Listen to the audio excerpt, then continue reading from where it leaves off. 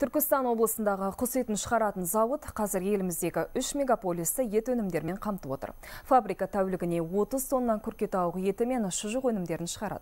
Төтенше жағдай кезінде азық-түлік қоры мен баға тұрақтылығын қамтамасыз ету үшін бұл өндіріс орны дайын өнімнің негізгі бөлігін ірі қалаларға үзбей жеткізуде.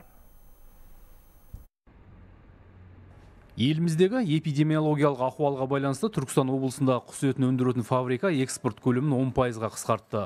Қазір күркетауық етінің көпшілігін ішкі нарыққа жіберіп жатыр.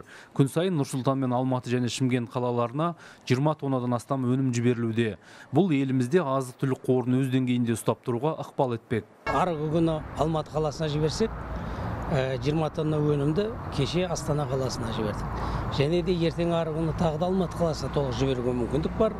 Бүгінгі жағдайда негізгі осы 3 мегаполисті толық қамтамасыз етіп отырсақ деген өзіміздің жоспарымыз бар. Кешегі осы қаңтар айында 40 ет, біз осы ақпан айында оны 10%-ға кемітіп, осы ішкі нарыққа жұмсадық. Егер де тағы да мына сұраныс көбейіп жатқан жағдайда біз оны тағы да 10%-ға қысқартып, осы ішкі нарықты қамтамасыз етті.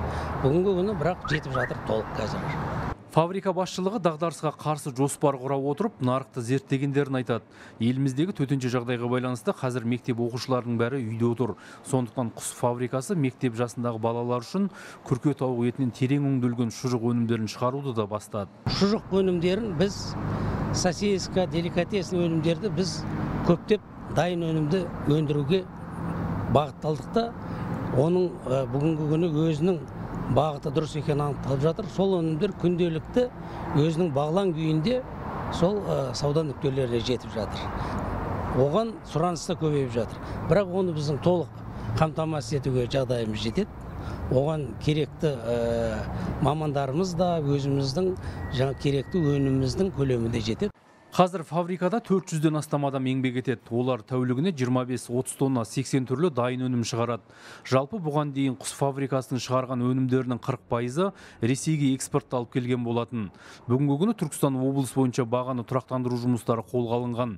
Әлеуметтік сұранысқа ие азық-түліктің 19 түрі бойынша жергілікті қор жасақталып отыр. Оны ұдайы толықтырып тұруға қазынадан 1 миллиард 800 миллион теңге қаржы бөлінді.